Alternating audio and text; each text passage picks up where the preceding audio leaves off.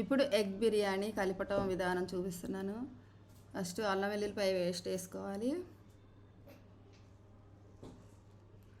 తర్వాత ఎగ్గుకి ఎక్కువ సాల్ట్ పట్టదు, సాల్ట్ చూసుకుని వేసుకోవాలి, లేకపోతే కసిమైందంటే అస్సలు తినడానికి పనికిరాదు.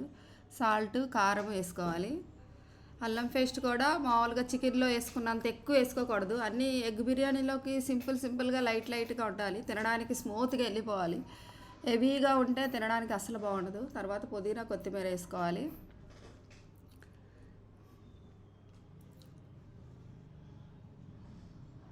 తర్వాత ఆనియన్స్, ఫ్రైడ్ ఆనియన్స్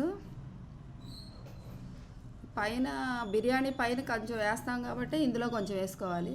తర్వాత ఎగ్స్ వేసేసాను. ఎగ్స్ ఫ్రై చేసుకోవాలి, అంటే వాళ్ళ టేస్ట్కి తగ్గట్టు. కొంతమంది ఫ్రై చేయమంటారు, కొంతమంది ఓన్లీ అలాగే ఉంచేయమంటారు. ఎట్లయినా బాగానే ఉంటాయి, ఎవరి టేస్ట్ వాళ్ళది కదా, వాళ్ళ టేస్ట్ ప్రకారం మనం చేసుకోవాలి.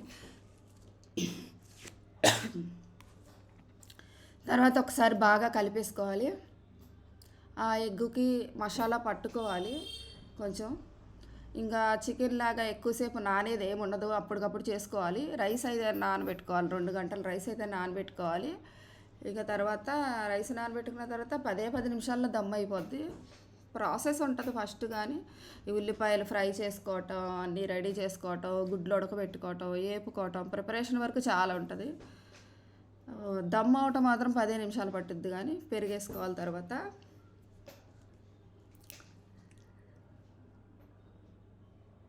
తర్వాత ఇది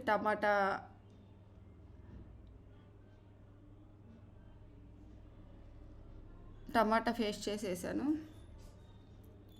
తర్వాత ఇది పచ్చిమిరకాయల పేస్ట్ అనమాట. పచ్చిమిరకాయలు కొంచెం దంచేసాను.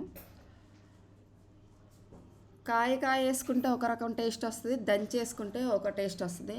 అన్నిటికీ దంచేది మ్యాచ్ కాదు, అలా అని అన్నిటికీ కాయ కూడా వేసుకునేది మ్యాచ్ అవ్వదు. చికెన్ బిర్యానీకి, మటన్ బిర్యానీకి కాయ వేసుకోవాలి. మిగతా రొయ్యల బిర్యానీకి కానీ, ఎగ్ బిర్యానీకి కానీ, మష్రూమ్ బిర్యానీకి కానీ ఇలా దంచేసుకోవాల్సి ఉంటుంది. ఎవరిష్టం వాళ్ళది. నేను ఈ స్టైల్లో చేస్తాను, నా పద్ధతి చూపిస్తున్నాను. ఇలా అయిపోయినాక కొంచెం వాటర్ వేయాలి. అలా గట్టిగా కాదు, కొంచెం వాటర్ వేయాలి. కొంచెం వాటర్ వేసి పలచగా చేసుకోవాలి. చేసుకున్నాక రైసు కొంచెం ఉడకబెట్టుకుని ఫస్ట్ ఒక వరస వేసుకుని తర్వాత బాగా బాయిల్డ్ అయిపోయిన రైస్ వేసుకోవాలి. ఇది నూనె నెయ్యి అనమాట, 2 మిక్సింగ్ చేసి మసాలాలు కొంచెం అందులో వేసేసి ఉంచేసాను మంచి ఫ్లేవర్ కోసం.